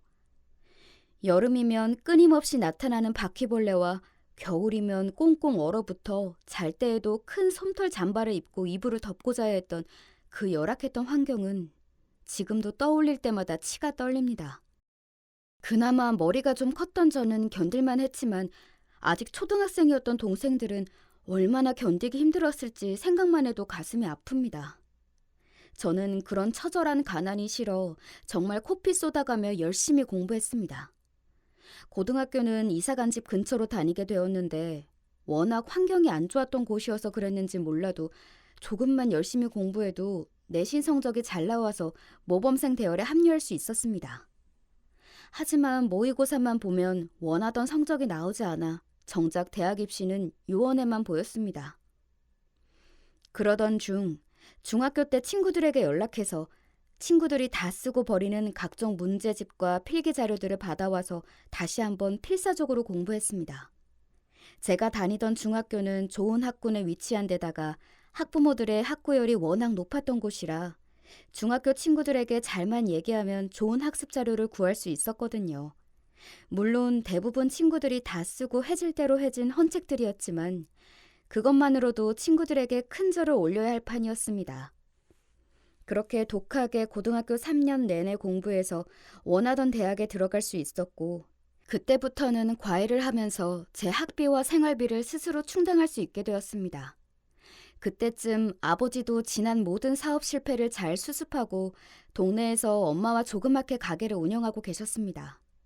어릴 적만큼 부유하진 않았어도 드디어 저희 집도 그렇게 안정을 찾을 수 있었습니다. 대학 시절 학비를 스스로 버느라 연애다운 연애 한번 못 해본 저였지만 이제는 직장까지 원하던 곳에 들어가 안정된 생활을 하고 있었기에 남자친구를 흔쾌히 소개받을 수 있었습니다. 정말 솔직히 고백을 하자면 소개받을 남자친구의 집안이 부유하다는 말에 솔깃했던 것도 사실입니다. 바퀴벌레와 모진 한파로 대표되는 찢어지게 가난했던 학창시절을 보내면서 백마탄 왕자님이 나타나 저를 구해주기를 간절히 바라게 된 건 너무나 자연스러운 일 아니었겠어요? 하지만 가난했던 모든 사람이 다 그렇게 백마탄 왕자님만을 오롯이 기다리지는 않습니다. 가난에 처해봤던 모든 분들은 제 다음 말을 공감하실 거예요. 바로 세상에 대가 없는 호의는 없다는 말이요. 어릴 적 아버지 사업이 잘 되어 부유하던 시절, 저희 집에는 항상 아버지와 거래를 트고 싶어 했던 사장님들이 끊임없이 선물을 보내왔습니다. 추석이나 설 명절이 되면 기존 거래처와 새로 거래를 원하는 업체의 선물들로 발 디딜 틈이 없었어요. 그런데 아버지에게 소위 그렇게 알랑방귀를 뀌던 사람들 모두 아버지의 사업이 망하자 한순간에 획 돌아서더군요. 가장 믿었던 거래처이자 친한 동료였던 아저씨에게 도움을 청했다가 매몰차게 거절을 당하고 돌아온 날 밤, 저희들 몰래 달동네 추운 계단 위에서 흐느껴 울던 아버지의 모습이 아직도 잊혀지지 않습니다. 아버지에게 호의를 보이던 사람들 모두 다 그것이 자신의 이득을 위해서였고, 아버지가 이득이 되지 않는다고 여겨지자 요새 자주 쓰는 말로 손절을 치는 모습들을 보면서 아까 말한 대가 없는 호의는 없다는 말이 어린 제 마음속에 강렬하게 자라나게 되었습니다. 사실 모든 인간관계가 그렇지 않겠어요? 심지어 연애와 결혼조차도요. 대학 시절 학비를 번다는 핑계도 있긴 했지만 아무리 바빠도 대학생이 연애할 기회나 시간이 왜 없었겠어요. 하지만 저에게 호의를 보이며 다가오는 남자들이 있어도 얘는 나한테 뭐를 바라고 접근하는 걸까? 나한테서 뭘 뜯어가려고 하는 거지? 하는 마음이 먼저 앞서서 정말 괜찮은 사람들도 다 거절했었습니다. 아직까지도 그런 생각은 제 마음속 깊은 곳에 자리하고 있지만 그래도 제가 좋은 회사에 들어가서 어엿한 사회인이 되고 나니 대학 시절 때만큼의 강렬한 방어 기제나 자격지심이 작동하지는 않았습니다. 그렇기에 지금의 남자친구도 만날 수 있었던 거죠. 그래서 소개받을 남자친구의 집안이 부유하다는 얘기를 들었을 때에도 솔직히 솔깃하면서도 호의 없는 대가 없다는 제 안의 강력한 방어 기제가 뒤섞여 처음에는 많이 망설였습니다. 그러나 이런 제 마음을 잘 알았던 친한 언니가 야, 너는 무슨 아직 만나지도 않은 사람한테 혼자서 비련소설을 쓰고 앉아있냐? 아무렴 내가 너 그런 마음도 모르고 소개해줄까 봐? 너도 이제 어엿한 사회인이잖아. 힘들었던 지난날 다 잊고 편한 마음으로 일단 만나나 봐. 이렇게 말해주었기에 이 언니 하나 믿는 마음으로 소개팅에 응할 수 있었습니다. 이렇듯 저는 부유한 집안 자제인 남자친구에게 의도적으로 접근한 것도 아니었고 오히려 많은 혼란과 갈등 속에서 처음 교제를 시작한 거였는데 돈을 노리고 일부러 접근을 했다는 소문이 사내에 퍼지니까 어릴 적 제 가난에 대한 트라우마와 자격지심들이 다시 올라와 너무 힘든 나날을 보냈습니다. 다시 장미꽃 생일 선물대로 돌아가 볼까요? 처음에 몇 번 그러다 말겠지 했던 저에 대한 작은 소문이 날이 갈수록 어마어마하게 커지자 저는 남자친구에게 이런 고충을 전하고 앞으로 회사에 그렇게 선물 보내는 것은 자제해달라고 정중하게 부탁했습니다. 물론 그런 큰 선물과 이벤트를 해준 것에 대한 감사의 표시도 빠뜨리지 않으면서요. 그런데 남자친구의 반응은 예상했던 것과 달랐습니다. 자기야, 그 사람들 다 자기 질투해서 그러는 거야. 오히려 자기가 더 당당하게 과시하면 안 돼? 우리 집이 재벌집이라는 건 과장된 소문이지만 그래도 남부럽지 않게 사는 건 맞잖아. 그게 자기한테도 좋은 거고 내가 왜 그런 몰상식한 사람들 입방아에 오른다는 이유로 자기한테 하는 행동을 더 신경 써야 해? 이왕 이렇게 된 거 진짜 재벌집 예비 며느리처럼 하고 다녀. 제가 아까 전에 연애의 허니문 기간, 연애의 콩깍지가 벗겨지는 순간이 어느 커플이든 온다고 했었죠. 저는 남자친구의 저 철없는 한마디에 그 콩깍지가 홀라당 벗겨졌습니다. 남자친구의 저 말에서 눈치가 빠른 분들은 이미 느끼셨겠지만 사실 남자친구는 과시욕이 심한 사람이었어요. 저에게 보낸 장미꽃 선물도 온전히 저만을 위한 선물이라기보다는 저희 회사 사람들에게 자신의 존재감을 어필하고 싶었던 게 더 컸죠. 그렇게 과시욕이 중요한 사람에게 그 과시욕을 자제해달라는 요청을 했으니 저렇게 발끈하듯 하는 반응을 보일 수밖에요. 저는 남자친구에게서 제가 회사에서 당했던 고충들을 위로해주고 공감해주는 모습을 바랬는데 오히려 애처럼 철없이 구는 모습에 정나미가 뚝 떨어졌습니다. 아버지가 쌓아왔던 부가 한순간에 무너지고 나락으로 떨어지는 경험을 했던 저로서는 부모 돈 펑펑 쓰면서 그것을 남들에게 과시까지 하는 모습이 어찌나 한심해 보이던지 사실 이때쯤 헤어질까 고민을 많이 했었습니다. 회사에서는 근거 없는 헛소문으로, 연애에서는 철없는 남자친구와의 관계를 어떻게 해야 할지 고민으로 그때 당시 굉장히 힘든 나날을 보냈습니다. 그런데 마침 그때쯤 남자친구 집안에 문제가 생겼고 그것은 곧 헤어질 것만 같던 저희 관계에도 변화를 가져왔습니다. 바로 영원히 지속될 것 같던 남자친구의 부모님의 사업도 갑작스런 위기를 만나 한순간에 무너지고 만 것이지요. 남자친구는 제가 중학교 시절 겪었던 일을 거의 비슷하게 그대로 겪었습니다. 집안을 가득 메운 압류딱지, 하루가 멀다 하고 찾아오는 빚쟁이들, 알 수 없는 부모님의 행방. 다행히 요새는 제가 중학교 때 그랬던 것처럼 검은 양복 입은 덩치들이 찾아와 물건을 부수는 일은 잘 없는 것 같습니다만 채권 추심이라는 명목 하에 남자친구와 그의 가족 한 명 한 명을 전화나 문자 등으로 끈질기게 괴롭히는 걸 보니 제가 겪었던 고충과 별반 다를 바가 없어 보였습니다. 그 끈질긴 괴롭힘 중에 남자친구를 가장 힘들게 했던 것은 채권 추심원들이 남자친구의 직장에까지 찾아온 일이었습니다. 추심원들은 일부러 들으라는 듯 남자친구의 사무실에 들이닥쳐 당신의 아버지가 자신의 투자금을 가지고 잠적했다느니 사기죄로 고발 상태에 있다느니 하는 말로 창피를 주었습니다. 그렇게 창피함을 주고 당황하게 만들어서 어떻게든 남자친구가 아버지의 행방과 채권 변통에 적극적으로 나서게 만들기 위함이었겠죠. 평소 과시욕이 강하던 남자친구에게는 그 일이 다시 없을 큰 수치심의 경험으로 다가왔습니다. 그 추심원들이 합법적인 추심 행위를 했다고 볼 수는 없지만 그래도 자신의 집안이 몰락하는 것을 그 자리에 있던 회사 사람들이 다 알게 되었으니 얼마나 자존심에 상처가 났을까요? 그때쯤 저는 철없던 남자친구의 모습은 잠시 잊고 어렸을 적 제가 겪었던 힘들었던 상황을 그대로 겪고 있는 그의 모습을 보면서 알 수 없는 동질감과 모성 본능 등이 뒤엉켜 차마 헤어지지 못하고 오히려 남자친구 집안의 뒷수습을 적극적으로 도와주게 되었습니다. 다행히 한 번 사업의 실패를 경험했던 저희 아빠의 여러 가지 조언으로 몰락했던 남자친구의 집안은 비교적 빠르게 안정을 되찾아갔고 그 과정에서 저와 남자친구는 정이 더 깊이 들어 결혼 얘기까지 오가게 되었습니다.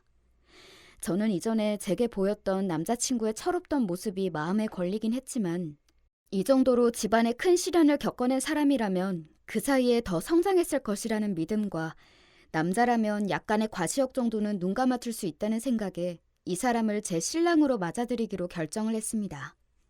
그런데 더 큰 문제가 기다리고 있었습니다. 그 더 큰 문제란 바로 예비 시어머니의 등장이었죠. 저희가 결혼을 약속하고 처음으로 예비 신랑 부모님께 인사를 드리러 간 날 사건이 터졌습니다. 그래, 네가 지훈이구나. 우리 바깥 양반 일 뒷수습하는데 도움을 많이 줬다고 들었다. 고맙구나. 아니에요, 어머님. 당연히 도와드려야죠. 그거는 그렇고, 그래, 둘이 결혼을 하겠다고? 그런데 우리 동서이랑 결혼하려면 조건이 있다. 네? 무슨 조건이요? 너, 내가 우리 바깥 양반 저렇게 망하고 안 해본 일 없다는 거 동성이 통해서 다 들어서 알고 있지? 쑥대밭이나 다름없던 우리 집안 일으키려고 정말 무던히도 했었다. 그런데 아직도 상황이 여의치가 않아. 그래서 내가 지금 하는 일을 너가 좀 도와줘야겠다. 그 도와야 한다는 일은 정말 어처구니 없는 일이었습니다.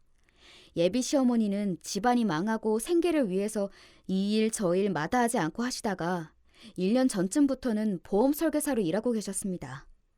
처음에는 물불 안 가리고 열심히 영업을 하셔서 실적이 꽤 괜찮았던 것 같은데 요즘 들어 실적이 시원치 않아 고민이 많다고 하셨습니다. 그런데 이번에 회사에서 내건 프로모션에 의하면 이번 달 안에 30명의 신규 고객을 유치하는 설계사들에겐 정규직으로 전환되는 혜택을 제공하거나 4인 가족 해외여행을 보내주겠다는 제안을 했다고 합니다. 후자는 보험업계에서 설계사들의 실적 향상을 위해 흔히들 내거는 프로모션입니다. 그런데 전자인 정규직 전환은 보험업계에선 거의 없는 방식입니다. 정규직 보험 설계사라 함은 고정급이 없이 완전 실적제로 자신이 올리는 실적에서 인센티브 비율을 높게 가져가는 기존의 방식이 아닌 매월 고정급이 있는 대신에 실적에서 받는 인센티브의 비율이 줄어드는 방식입니다. 이렇게만 설명하고 보면 정규직 전환이 무슨 메리트가 있나 싶으시겠지만 현실은 또 그렇지 않습니다. 앞서 설명드렸듯이 보험 설계사는 대부분이 기본급이 없는 완전 실적제의 프리랜서잖아요. 그런 만큼 실적이 좋은 보험 설계사는 많은 돈을 벌지만 실적이 적은 보험 설계사는 실질적인 한 달 생활비도 벌기 힘든 게 현실이지요. 그리고 이번 달 실적이 아무리 좋았다고 해도 다음 달도 그 실적이 나오리란 보장이 없기에 정말 피 튀기는 영업전쟁이 벌어지는 곳이 바로 보험업계입니다. 만약 자신이 계속해서 영업 실적을 많이 올릴 자신이 있다면 월급이 고정되어 있는 정규직보다 훨씬 돈을 많이 벌 수도 있기 때문에 그다지 메리트가 있는 제안은 아닐 겁니다. 그런데 예비 시어머님처럼 실적이 왔다 갔다 하는 보험 설계사들은 차라리 많은 돈은 벌 수 없더라도 고정적인 급여가 나오는 정규직으로 전환할 수만 있다면 정말 좋은 기회인 거죠. 위와 같은 프로모션을 내건 것은 정규직 전환을 선택하든 4인 가족 해외여행을 선택하든 실제로 월 30건 이상의 신규 계약을 이끌어낼 수 있어야 유효한 것이기 때문에 정규직 전환과 해외여행에 대해 욕심이 있는 설계사들 모두에게 동기를 부여하기 위한 목적으로 보입니다. 이런 보험회사의 방식은 크게 문제가 없어 보입니다. 다만 예비 시어머니는 그 월 30건의 숙제를 저한테 다 떠넘겨버린 게 문제이지요. 이게 무슨 얘기냐고요? 저희 예비 시어머니가 하시는 말씀 좀 들어보세요. 내가 옛날 사람들처럼 뭐 너한테 혼수를 해오라거나 예단을 해오라거나 그런 구닥다리 같은 요구는 하지 않는다. 하지만 너도 알다시피 우리 집안이 많이 힘들었고 너희가 결혼해서 우리들 모시고 살 거 아니면 우리도 계속해서 일을 해야 하는 형편이다.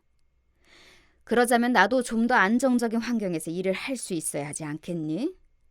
그런데 말이 월 30명이지 그게 어디 쉬운 일이니?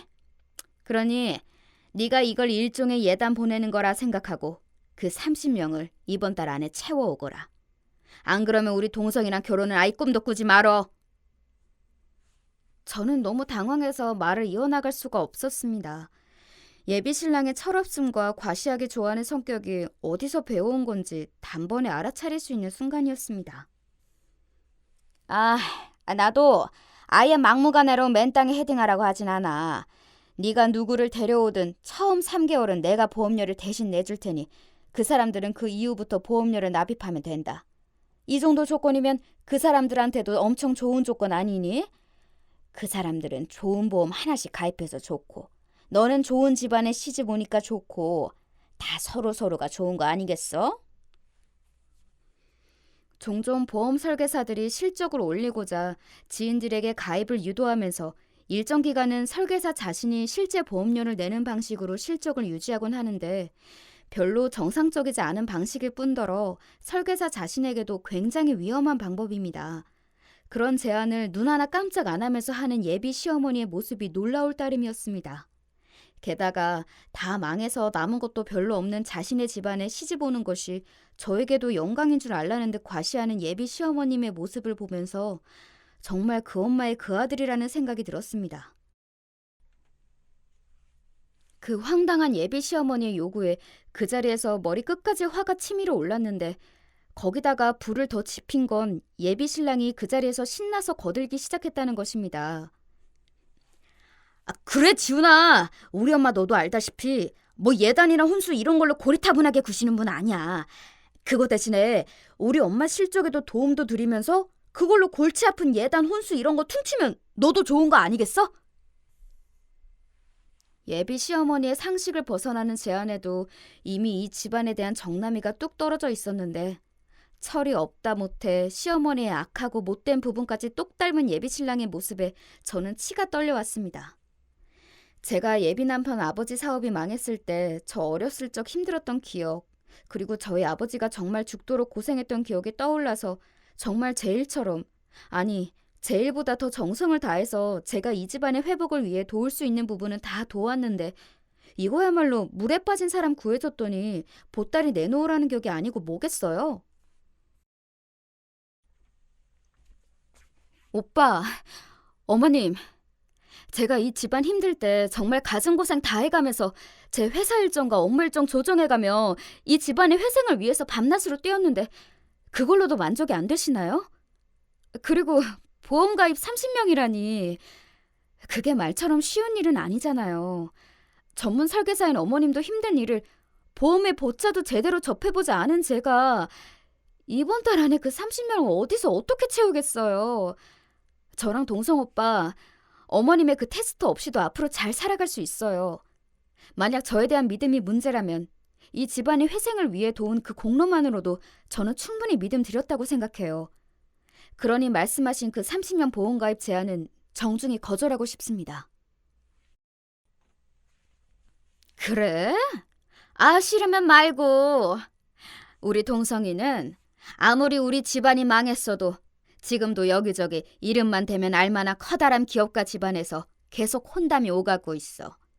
너처럼 다 망한 집안 자식 며느리로 안 들여도 우린 아쉬울 거 하나 없다 이 얘기야. 아니 뭐 네가 우리 집 힘들 때 도와준 건 고맙다만 너 아니었어도 우리 집 충분히 다시 일어날 수 있었다. 애초에 너가 없어도 우리는 동성이 혼인에 크게 걱정이 없다 이 말이야. 듣자 하니까 아주 괘씸하구나. 그 비싼 예단 혼수 대신에 이왕이면 시애미 일 좀 도와달라는데 그게 그렇게 안 입고 와? 아무튼 나는 이 결혼의 성사 조건을 너한테 분명하게 밝혔다. 고작 그거 하기 힘들면 우리 집안의 며느리로 들어오긴 힘들겠구나. 아니, 제가 무슨 이 집안에 시집 못 와서 안달난 사람인가요? 안 그래도 철없던 예비 신랑의 모습에 결혼 자체에 대해 고민하고 있다가 마침 절묘하게 예비 신랑 집안이 망하면서 동정심과 애처로운 마음으로 제가 품어준 거나 마찬가지인데 예비 시어머님의 태도는 마치 위대한 자신의 집안에 초라한 제가 을로서 숙이고 들어가야만 하는 것처럼 말씀하시니 기가 막힐 노릇이었습니다. 예비 시어머님의 그런 말도 안 되는 태도를 마주하면서 저는 직감했습니다.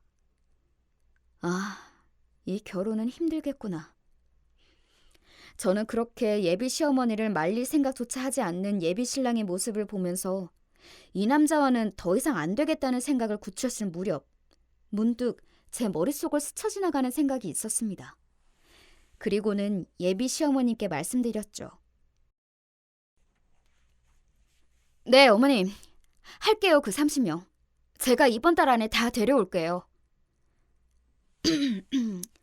그래. 그럼 기다리고 있으마. 네가 정말 우리 집안에 시집 오고 싶긴 한 모양이구나. 제가 왜 예비 시어머니의 그 황당한 제안을 받아들였냐고요? 방금 전까지 이 결혼은 힘들겠다고 결심까지 굳힌 상태에서요. 이제부터 그 이유를 차근차근 밝혀드리겠습니다. 저는 그날 그 자리를 파한 이후에 그 길로 집에 한달음에 달려와 엄마, 아빠, 동생들, 주변 친한 친구들이며 학교 선후배들을 다 끌어모으기 시작했습니다. 제가 망한 집안 딸내미이긴 했어도 인생을 헛살진 않았는지 30명은 금방 모였습니다. 그렇게 일주일도 채 되지 않아 제 주변 사람들 30명을 예비 시어머니에게 데리고 가서 보험을 가입시켰죠. 예비 시어머니는 신이 나서 그 30명에게 이것저것 설명을 하면서 이렇게 3개월을 대신 내주는 설계사가 어딨냐며 너스레를 떨었죠. 30명 동시계약으로 시어머니는 그 지점에서 일약 스타덤에 올랐고 순식간에 시어머니의 통장 잔고는 확 불어나게 되었습니다. 어머님, 이 정도면 어머님이 생각하시는 며느리의 기준에 제가 적합한 거죠? 암만 영락없는 내 며느리고 말고 합격이다 합격. 그런데 어머님, 계약에 대한 인센티브도 일시불로 받으셨다고 들었어요. 요새는 보험사에서 잘 하지 않는 방식이라고 들었는데 덕분에 한꺼번에 통장 잔고가 엄청 늘어났겠어요. 말도 마라 얘. 원래 일반적으로 대형 보험사들은 설계사가 계약을 체결한다고 해도 그 인센티브 금액을 바로 전부 지급하는 것이 아니라 그 고객의 보험 기간에 따라 매월 분할 지급을 한단다. 그런데 내가 다니는 회사는 계약 시 인센티브 지급을 일시불 해주는 곳이지. 다 늙은 내가 일할 때도 마땅치 않았는데 마침 학력, 경력 다 상관없이 채용해 주는 데다가 계약 수수료도 일시불로 지급해 준다고 하니 마다할 이유가 없지 않았겠니? 내 입장에서는 목돈이 필요했는데 신입 설계사 입장에서는 한 번의 계약으로 목돈이 들어오는 거니까 이만큼 좋은 게 어딨겠니? 한꺼번에 목돈이 들어와서 흥분을 감추지 못하던 예비 시어머니는 계속 신이 나서 자기네 회사의 운영 방식을 마구 설명하기 시작했습니다. 조금 더 있으면 저까지 보험 설계사로 채용하실 기세였어요. 예, 너도 그러지 말고 한번 우리 회사에서 일해보지 않을래? 너 지금 다니는 그 회사에서 월급쟁이로 살아서 언제 나처럼 목돈 모아보겠니? 어쨌든 저는 그렇게 예비 시어머니가 내건 일종의 테스트를 무사히 통과했습니다.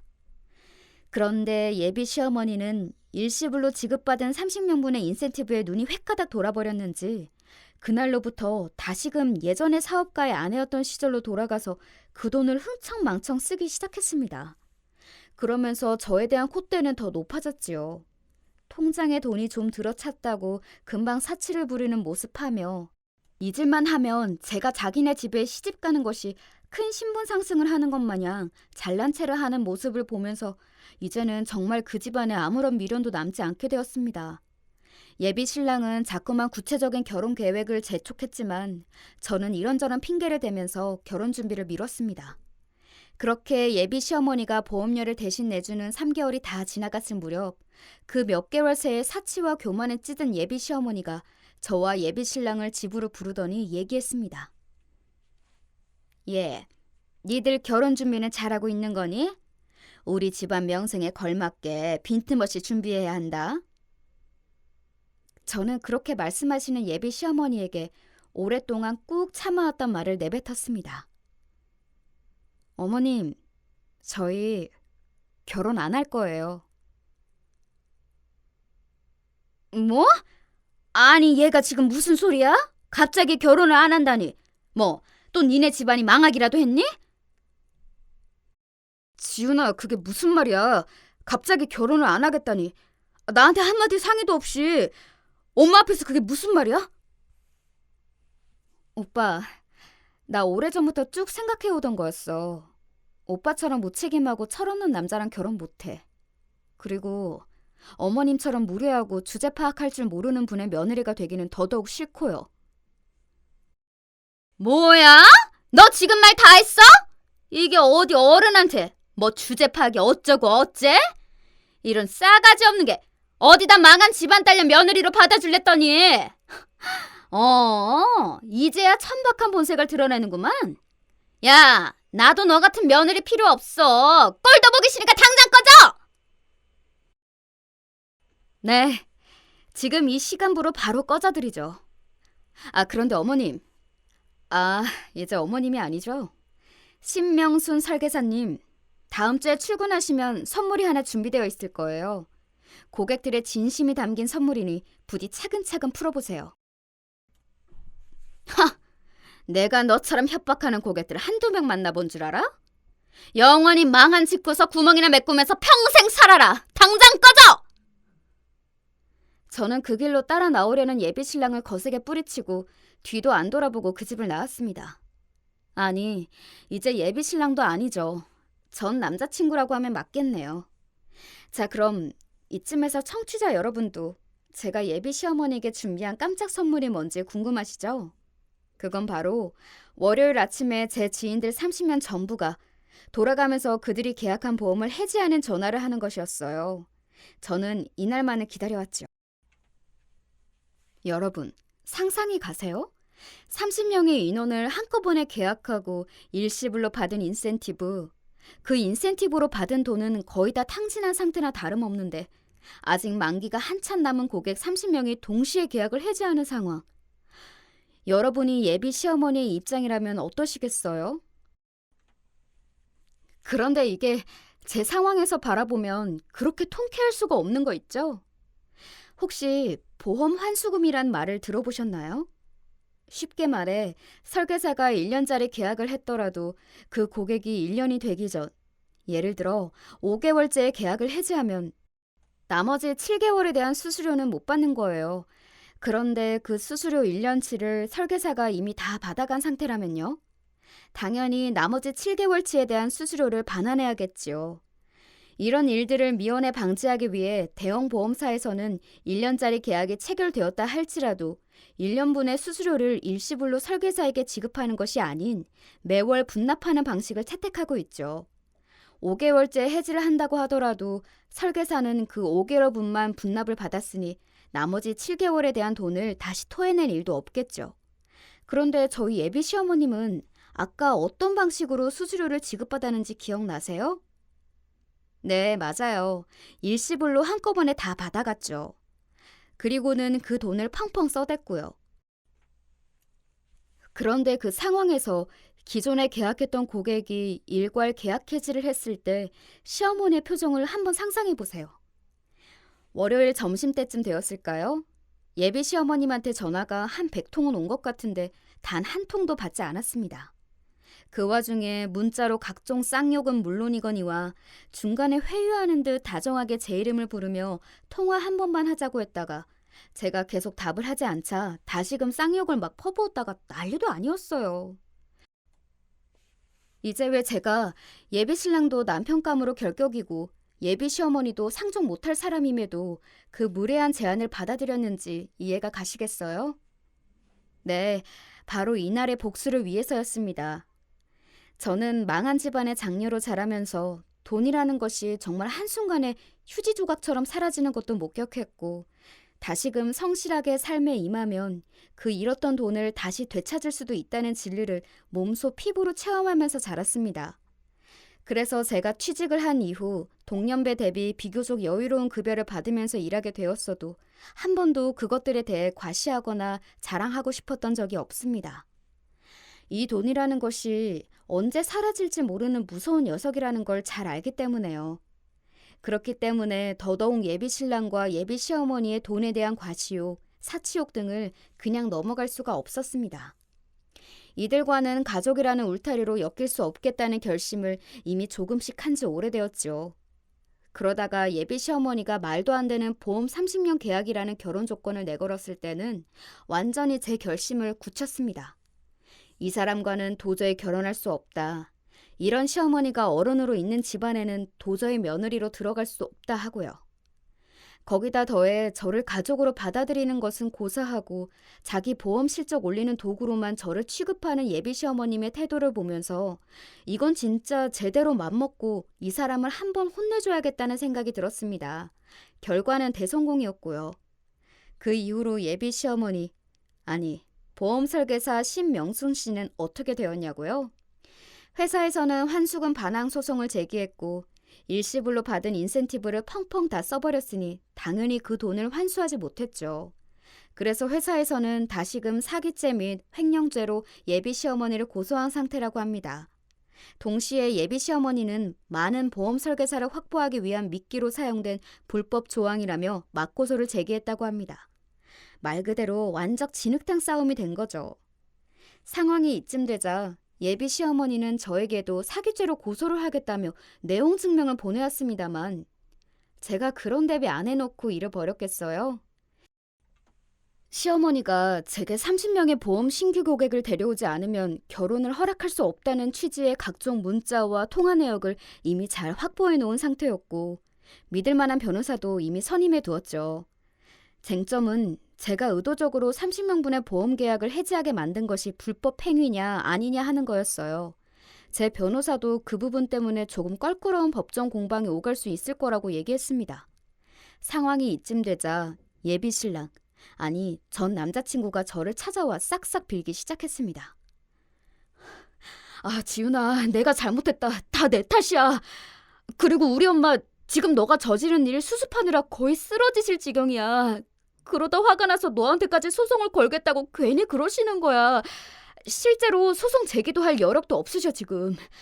그러니까 지훈아, 이제 의미 없는 싸움은 그만하고 우리 엄마 충분히 괴롭힌 것 같으니까 나 좀, 아니 우리 집 좀 도와주라.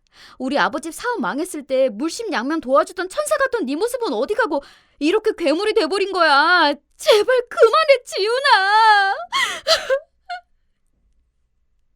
거의 무릎만 안 꿇었지 간절하게 제 도움을 요청하는 전 남자친구의 모습을 보면서 제 마음도 편하지만은 않았습니다. 좋아. 대신 내게도 조건이 있어. 어머님께 나보고 정식으로 사과하시라 그래. 나를 당신의 실정 올리는 도구로만 여겼던 것, 애초부터 며느리 될 사람으로서의 존중도 없이 무례하게 군 것 전부 다. 그럼 내가 오빠랑 어머님이 이 상황 해결해 나갈 수 있게 도와줄게. 알겠어 지훈아. 내가 바로 가서 엄마한테 얘기할게. 고마워 지훈아. 고마워. 사실 제가 이 큰일을 벌이면서 뒷수습도 제대로 생각하지 않고 시작했겠어요.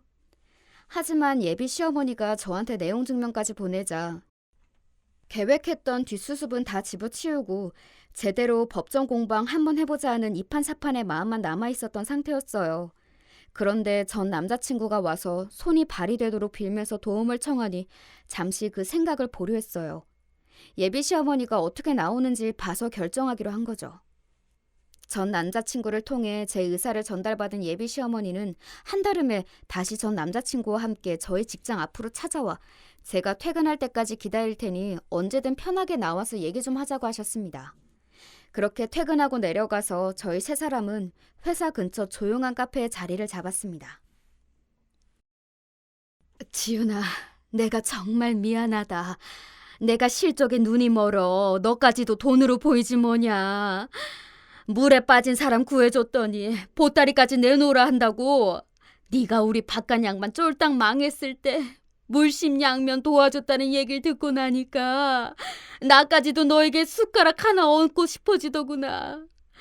네가 나에게 내린 철퇴로 나는 충분히 벌을 받았단다. 다시 한번 진심으로 미안하고 이 일을 만회하고 수습할 도움을 준다면 평생을 남에게 피해주지 않으며 살아가마. 제가 뒷수습을 도와주겠다고 하니 일시적으로 보이는 악어의 눈물인지 진심 어린 사과인지 조금 헷갈리긴 했지만 그래도 한 사람을 난처한 상황으로까지 몰고 간 제 책임도 있기에 저는 그쯤에서 만족하기로 하였습니다. 오빠, 이거 받아. 저는 시어머니의 사과에는 답도 제대로 하지 않은 채 가방에 있던 통장을 전 남자친구에게 건넸습니다. 지훈아, 이게 뭐야? 웬 통장? 뭐긴 뭐야. 우리 처음 만날 때 내가 우리 데이트 비용 허투루 쓰지 말고 데이트 통장 만들어서 규모 있게 쓰자고 얘기했던 거 기억나? 오빠가 그때 억지로 못 이기는 척 같이 만들었잖아. 물론 얼마 지나지 않아 오빠 소비 습관을 이 통장이 따라가지 못해서 거의 안 쓰는 통장이 되어버렸지만 나 그래도 꾸준히 거기에 매달 돈 넣었다? 그리고 결혼 얘기 나오면서부터는 매달 넣는 금액도 오빠가 상상했던 것보다 훨씬 컸어. 평생 저축통장이라고는 안 써봤으니 그런 줄도 몰랐지? 애초에 오빠 명의로 개설한 통장이니까 이거 가져다 어머님을 뒷수습하고 변통하는 데 했어. 어머님이 메꿔야 할 금액에는 못 미치겠지만 그래도 절반 이상은 갚고도 남을 거야. 어머님, 나머지 금액은 말로만 사과하시는 것보다 나머지 채무를 직접 이행하시는 것으로 대신하시는 게 어떠시겠어요? 이 정도면 제가 충분히 도와드린 것 같아요. 더 하실 말씀 있나요? 시어머님은 알 수 없는 복잡한 표정을 지으며 잠시 묵묵부답이었지만 이내 저희 제안을 받아들였습니다. 그래, 고맙다. 이 정도면 충분한 것 같다. 다시 한번 미안하고 건강하게 잘 지내거라. 그것이 예비 시어머님과 예비 신랑을 마지막으로 본 자리였습니다. 나중에 전해 듣기로는 나머지 환수금을 무사히 잘 상환하고 보험 설계사 일은 그만두셨다고 하네요.